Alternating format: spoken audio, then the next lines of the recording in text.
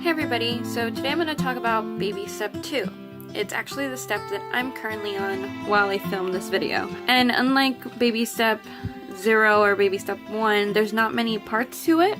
It's just one giant step of paying off all of your debt. Now, if some of you have been on a debt-free journey for a while and you're trying to find the best way for you and you haven't found it yet, if you happen to be using the avalanche method, which most people tend to follow, which means they would actually try to pay off their highest interest first and then kind of throw that into other debts as you go. Dave Ramsey actually suggests people to do the snowball method. So you're paying off little debts first, doesn't matter of their interest. It's you list all of your debts from smallest to largest, do not pay attention to interest, and you start paying them off that way. And the reasoning behind that is it's kind of like a morale boost, because say you have a $500 credit card, a $4,000 credit card, and a $9,000 car loan. You will spend a long time if you try to go for the car loan first while you're paying the minimums on the $500 credit card and pretty much getting nowhere. So you are going to be paying the minimums for all of your debt. So you always list them from the smallest to the largest, and you will pay all of your minimums as you go. So that could be meaning that you have a $450 payment for all of your debt. That's fine. Just make sure it works in your budget, and if it doesn't work in your budget, you need to cut some other things out of your budget. But once you list them all and you know the payments for all of them, you're gonna start paying them based on the smallest to the largest. The idea behind this, going back to my example of the $500, the $4,000, and then $9,000, I think I said, once you pay the $500 and say you worked in your budget that you're not only just paying the minimum of, say, $25, but you're also paying $75 extra because you're gazelle and you want to get out of debt. So you're putting $100 in that credit card. So it should take you about 5 months to pay it, give or take interest and what have you, but it should take you generally 5 months to pay it at $100. So you take that minimum payment that you've been paying on that and add it on top of your minimum payment for your $4,000 credit card. So now, say you're paying, let's make a number, say you're paying $125 a month for that $4,000 credit card. So now you're paying $225 a month for that $4,000 credit card. So as you're going and you're knocking it down, whatever minimum payment that you choose is going to keep rolling until the next one. So in general, regarding about car loans, he does say if you can't pay it off within 2 years, then you should sell it or get rid of it. So if you have a $40,000 car, you should probably just downgrade, just for a while. You can buy your dream car later. You don't need your dream car right now because your dream car is not helping you stay above water at the moment. So it's just better to get a cheaper car. So if you can't pay it within 2 years or so, get rid of it. If you're in a lease like I am, honestly, I'm probably going against Dave's advice. I'm not entirely sure. Probably am. He does suggest to get a loan to cover the difference and then just pay off that and mark it off as stupid tax. To me, and I'm not sure if I said it before, I probably have mentioned it before, I don't want to get another $20,000 whatever loan it was for me to get out of it. Is it 20,000? 10,000? I don't know. It was ridiculous. Because by the time I found Dave and I realized that leases are horrible, it would take me too long to pay it. So for me, I decided that I'm just going to keep paying my lease. When I get out of it in October, switch into a used car, and then there you go. I have that. I pay $436 a month, plus $151 or $141. It just went down $10. $141 in my insurance. So all of that money that I'm going to be saving is going to go to whatever debt I'm working on. By then, I'm still planning on paying off my credit cards, unless a miracle happens and I find more money before October. So as of now, my goal does not include my car loan because it's a lease and because I'm almost done with it. I don't want to add another loan if I don't have to. But that's my little choice there. But so in theory, for me, if you want to get a real world, you can go to my budgets and see exactly kind of what I'm doing. Exactly, kind of. Good job. Good job, Christy. You can see an idea of what I'm doing. So my minimum payment, I just transitioned my snowball recently. My minimum payment for my medical bill, it was $10 a month. I moved that $10 to my already $400 credit card payment. So my new minimum for my credit cards, which are now one giant credit card, one giant loan. Don't consolidate. Don't follow things that I did before I found Dave Ramsey. Anyway. Now I'm putting that $10 into my $400 payment, and so I'm paying $410 a month. But I also budget in, give or take 100, 120, slightly would have been doing in my initial budget, plus whatever extra money I happen to make that month also goes into it.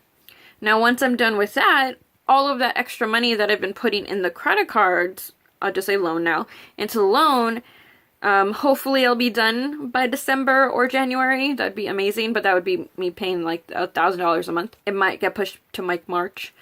But once I'm done with that, say I was constantly and consistently paying $700 a month, just give that number. That $700 a month is going to be used for my student loans, where I will be for quite a while. So I will be doing the best I can once I get into the $78,000 or $80,000 loan I have. So the snowball method does work. I know a lot of people still try to fight on it because they think that if they pay off the higher interest, that'd be better, which in theory it would. However, you gotta feel the little wins. The little wins are very important, especially for some people who they just feel like they're drowning. They need the little wins. The little wins will keep you going. Now, during baby step 2, if you're there for a while, like I will be, and like some other people will be, you can have some fun in it. And no one's saying you can't.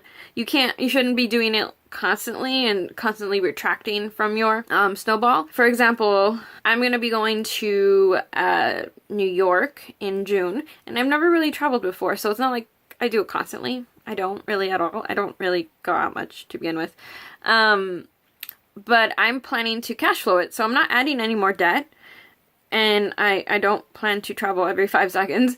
I'm also going to try to be working extra if possible, so I can cover that without totally dismantling my current plan. And that's fine if you really want to, I don't know, take your kids to Disney World and you know you're going to be having to work a lot more just to pay for it.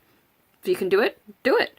If you're going to be on baby step 2 for a while, you're going to need a little bit of fun. Don't keep blowing your money though. Like, oh, I went once, now I want to go again, now I want to go again. Try not to do that. If you're going to do it, maybe once a year. Don't quote me on that. But don't do it constantly, because that's going to take away from your debt-free journey, and you're going to be on your debt-free journey longer if you keep doing that. But as long as you're not adding debt, it's not too bad, honestly. It's not the end of the world. So if you guys would like, I can do an entire separate video on this, but I'll do a little overview on how to get more money, I guess. Not really more money, but extra money.